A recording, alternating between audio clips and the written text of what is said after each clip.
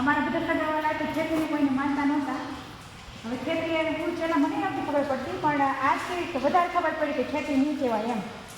પછી એમાં ઘણા બધા સ્ત્રોત આપણે નાખીએ તો એ કોઈ ખબર નહોતી પડતી, કારની ખબર નહોતી પડતી, પણ જાતે જે બનાવ્યું આપણે જીવામૃત બનાવ્યું તેમાં વધારે ખબર પડી કે આમાં કેટલી વસ્તુ નાખવી પડે, તો ત્યાંથી વધારે ખબર પડવા માંડી. ખરેખર મને એક તારીખ મજા નથી આવી, એટલી મને મજા આવી છે. જાણી છે, હું ડેડાણ ગામથી આવી છું અને હું અહીંયા 3 દિવસની મેં ટ્રેનિંગ લીધી છે, 5 દિવસમાંથી. અમે અહીંયા ઘણું બધું શીખ્યા.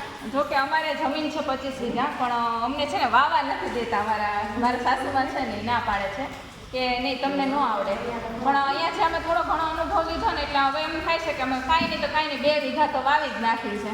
અને એ ત્યાં જે પ્રાકૃતિક ખેતી વિશે જાણ્યું, પછી ગાય આધારિત ખેતી જેમ કરવાની આપણને કીધી એટલે પ્રાકૃતિક ખેતી એના વિશે જાણ્યું અને ખૂબ મજા આવી છે. સરનો સપોર્ટ છે અને એ લોકો સમજાવે છે, બહુ સરસ સમજાવે છે, એ બદલ થેન્ક યુ. આભાર. જે જરાક શીખ્યા છે જે બધા અર્ક બનાવવાનું એના વિશે પણ બહુ સરસ અમે શીખ્યા છે કે આપણે અત્યારે આજે અર્ક વિશે જાણ્યા. એમાં આપણે જે લીમડાનો જે અર્ક છે, પછી બીજો આપણે 2-3 અર્ક શીખ્યા. એમાં એવું છે કે એનાથી આપણે જે રાસાયણિક ખેતી કરીએ ને એમાં જ આપણે ખર્ચો વધારે થાય છે. અને અત્યારે જે આપણે આ બધા અર્ક શીખ્યા છે પ્રાકૃતિક રીતે આપણે બનાવી શકીએ, એ અર્કમાં એવું છે કે આપણે જે જીવાણુનો કંટ્રોલ કરવાનો છે એ કંટ્રોલ થઈ જાય છે અને આપણે બહુ ખર્ચો પણ નથી થતો. સરસ. Thank you. આભાર. ખાંભા તાલુકામાં ચલાવી છું, યુવાનો સખી મંડળમાં જોડાયું છું ઘણા સમયથી છે, 25 વર્ષથી છે. મેં બધા વીઓમાં મહિલા ગ્રામ શક્તિ સંગઠનમાં સખી તાલીમમાં લીધેલી છે. આજે અમે કૃષિ પ્રાકૃતિક 5 દિવસ અમે કાલે જે મને એટલા દિવસમાં 3 દિવસમાં વધુમાં વધુ જે લાઈ ડેમો કાલે અમે ખેતર છે અને કર્યો એમાં મને અતિ મજા આવી એમ કે આપણે ઓલું બોલીને કરીએ ને. કાલે આપણે ખેતર એક બેને ગોળનું પાણી કર્યું, ચણાના લોટનું પાણી કર્યું, એક બેને ગૌમૂત્ર ઓલામાં નાખ્યું, કેટલું પાણી લીટર ભર્યું બેરલમાં, ને પછી પાછો માટી લઈએ એમાં એક બેન બધાને એવી રીતે સહયોગ સપોર્ટથી કરી અને લાઈવ ડેમો બતાવી અને જીવામૃત તૈયાર કર્યું. પછી જીવામૃત કેટલા દિવસમાં વપરાય, કેટલા દિવસમાં આપણે હલાવવાનું ઘડિયાળના દિશામાં, પછી કેવી રીતે તૈયાર થાય એ બધું અમને વ્યવસ્થિત કે આપણા મગજમાં બેસે. 4 વખત પૂછો, 5 વખત પૂછો, એનું અમને પાકી ખબર પડી કે હવે જીવામૃત કરવું તો અમે હાથે બનાવી શકીએ કોઈને કીધા વગરનું.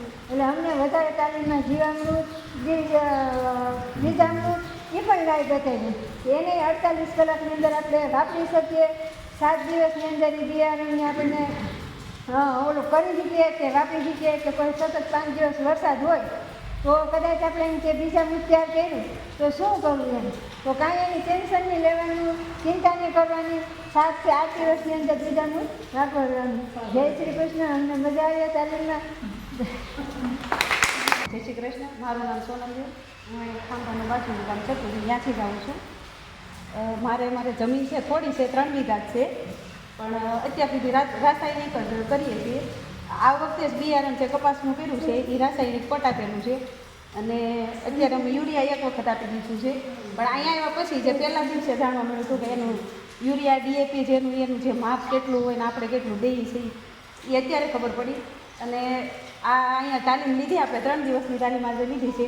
એટલે આજથી અત્યારથી જ એવું અંદરથી ભાવ છે કે આ ભાઈને પૂછી લીધો આજ કે અત્યારે રાસાયણિક અમે ઉપયોગ કર્યો છે ખાતરનો અને દવાનો, તો હવે પ્રાકૃતિક એમાં કરવું હોય તો કઈ રીતે કરવું, એમાં શું કરવું અત્યારે થાય કે અહીંયા જાણ્યા પછી ખબર પડી કે રાસાયણિક નથી કરવી, પ્રાકૃતિક ખેતી જ કરવી છે. અને મારે તો આ વર્ષથી જ અમે તો શરૂઆત કરવી છે પ્રાકૃતિક ખેતી અત્યારથી જ. કે આ જે જીવામૃત આપણે જે છાંટવી, પછી કયા પાકમાં કયો રોગ હોય એટલે કયું કરવું, ખેતી કરીએ છીએ એટલે ખબર છે કે પાકમાં કયો રોગ આવે, ક્યારે ઈયળ આવે, એટલે એના નિવારણ માટે આપણે શું કરવું, કઈ દવાનો છંટકાવ કરવો, ક્યારે કરવું. એટલે અને આથી જે અત્યારે આપણે રાસાયણિકથી જે દરરોજનું આપણું ઝેર જાય છે આપણા પેટમાં એ આપણે બંધ કરવું છે. તો આ પ્રાકૃતિક ખેતી કરી તો જ બંધ થાય. એટલે પ્રાકૃતિક ખેતીના જે ફાયદા છે આ 3 દિવસમાં ઘણા બધા જાણવા મળ્યા છે.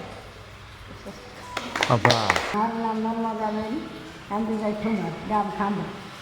અને હું આવીશું આમાં આપણે મંડળની બહેનોને બોલાવ્યા એટલે બહેનો બધી બબે બધા ગામથી આવી ગઈ.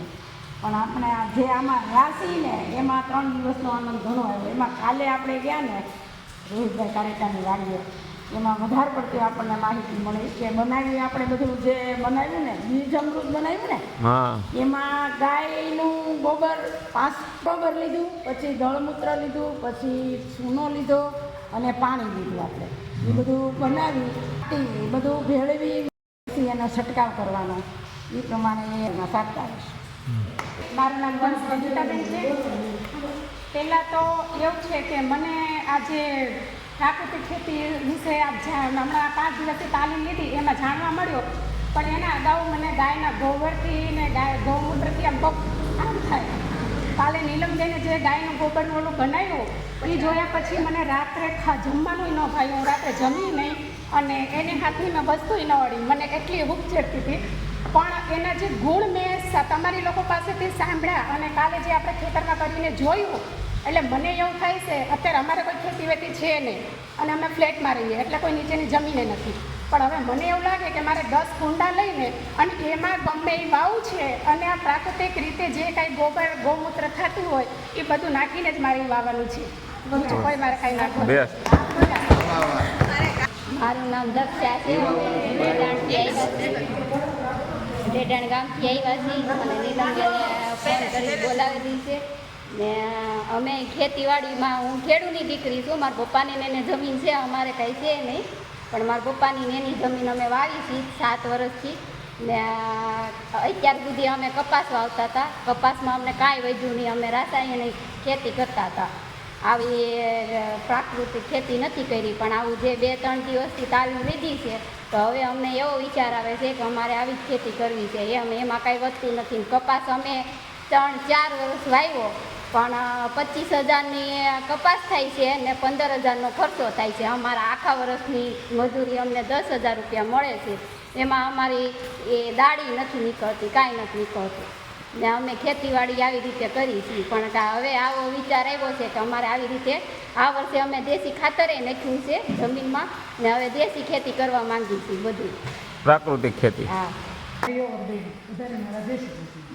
મારું નામ છે ગોંડલિયા કૃષ્ટિબેન. હું રહું છું પ્રોપર ખાંભામાં. બીજી વાત તો બધી છે બરાબર, પણ મારે તો પહેલી વાત એક મારે ખેતર જ નથી. હું એક આંગણવાડી હેલ્પર છું. મારે છોકરા હારે બધું એ રસે ગામ, પણ છતાં હું એમાંથી સમય કાઢી હું સુધી આવી છું બરાબર. કારણ કે આમાં મને આમાં આવવાની જરૂર શું છે? આપણે કંઈ હોય નહીં તો આમાં વિષય લેવાની જરૂર નથી. પણ નહીં, આમાંથી જાણીએ તો બીજાને કહીએ. આપણે કરીએ કે ન કરીએ તો બીજાને વાતને સમજાવીએ. આમાંથી ઘરે રોજ 2 ગાયો આવે સવારમાં. હું બાજુવાળાને કહું પોતાના લઈ જાઉં તો તમારી જ ગાયોમાં છે, પણ કાલથી મારે ઉઠાવવાનું શરૂ કરવા. બરોબર છે, બરોબર છે. હા, એણે એમ કીધું ને ગોબરથી ઉપસાડે, પણ હું ઈ જ છું તમ તારે. તો મારે ત્યાં તો 30 દિવસ ગાય રોજે આવે બપોરે. બાજુવાળાને કે પ્રકાર તમારો પોદરો લઈ જાવ તો ઓલા કે અમારું નહીં, ગાય ઉપર કાંઈ નામ લખેલું છે. છતાં હવે કાલથી મારે ઉઠાવવાનું શરૂ કરવું છે. કારણ કે હવે આ પ્રશ્ન ન કરે તમે તમારું ગાયને સાંજ લઈ જાઓ. બીજું કાંઈ જય શ્રી કૃષ્ણ બધાને. મારું ગામ અમીડા અને હંસાબેન સિલ્લુ મારું નામ છે. અને આ પ્રાકૃતિક ખેતી વિશે 3 દિવસથી ખૂબ સરસ માહિતી મળી. અમારે 9 વીઘા 10 વીઘા જમીન છે અમારે, પણ અમે આ ઓલું માંડવી વાવી છે, પણ અમે આ ઓલી ખેતી કરીએ છીએ આપણે આ ખેતર ખાતરવાળી. હા, ખાતરવાળી.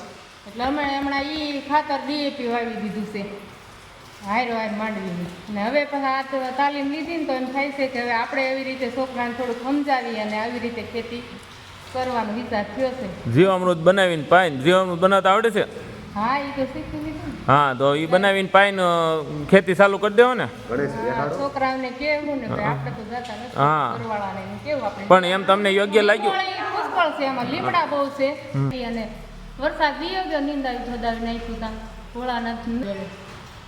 તો આવી રીતે પ્રાકૃતિક ખેતી વિશે બહુ જ મજા આવી. આ 3 દિવસની તાલીમમાં ખાવા પીવાનું બહુ સરસ છે અને સારું જાણવા મળ્યું. લાવો હવે તમને પૈસું થાય આમાં ઘણી તકલીફ થાય કરવામાં, લેવામાં, લાવવામાં, પણ કરીએ છીએ એટલે આપણા શરીરને સારું છે. આપણા માળ, આપણા બાળકો હોય તેના માટે સારું છે. આવનારી પેઢી માટે આ પ્રાકૃતિક ખેતી સારી છે. પણ વધારે એમ તો એમ કહું છું કે જેને આમાં રસ પડે તેને કેવી ખેતી કરવી જોઈએ? પ્રાકૃતિક બીજી હા